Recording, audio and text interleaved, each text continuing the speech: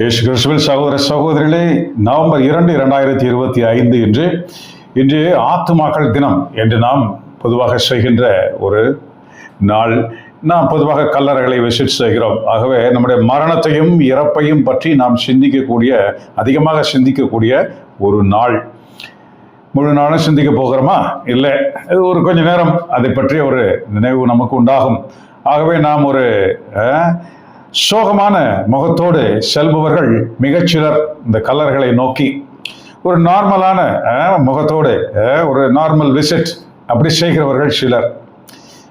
ஏதோ கடமைக்கு நம்ம போகலைன்னா நம்ம கல்லறையை சுற்றி நிற்கிறவங்க நம்மளை பார்ப்பாங்க, நம்ம ஏன் வரல, நம்ம கல்லறை ஜோடிக்கப்படவில்லையே, ஆகவே நம்ம அதை செய்ய வேண்டும், ஒரு கடமையாக செய்ய வேண்டும் என்று போகிறவர்கள் சிலர்.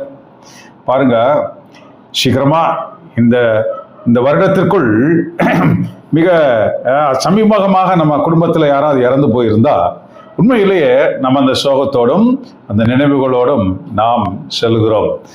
நாம் கொஞ்ச நாள் ஆயிடுச்சு, 1 வருஷம் 2 வருஷம் ஆயிடுச்சு, 3 வருஷம் ஆயிடுச்சுன்னா முதல்ல எத்தனை பேர் போயிருந்தோமோ அத்தனை பேர் அடுத்த வருடங்களில் அங்கே கூடுவதில்லை. இப்படித்தானே இருக்கிறது.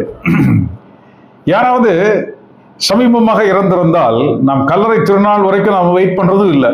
அடிக்கடி நாம் கல்லறைக்கு செல்லுவோம். ஏனென்றால் அந்த சோகம், அந்த பிரிவு, அந்த பாசம், பிணைப்பு இதையெல்லாம் கொட்டி தீர்க்க நாம் அந்த இடத்திற்கு போவோம். ஆறுதல் எங்கும் பெரிதாக கிடைக்காத நேரத்திலும் அப்படி நமக்கு ஆறுதலாக இருந்தவர் அந்த கல்லறையில் இருந்தால் அவரை தேடி போகிற பழக்கம் உண்டு. மனித சுவாபம், இந்த ஒரு பலகீனம் மனிதனுக்கு இந்த மாதிரி ஒரு ப்ரொடெக்ஷன், இந்த மாதிரி ஒரு செக்யூரிட்டி, ஒரு மன ஆறுதல் சைக்கலாஜிக்கலாக நமக்கு தேவைப்படும் பொழுது இப்படி பல காரணங்கள் உண்டு இந்த கல்லறைகளை பார்ப்பதற்கு.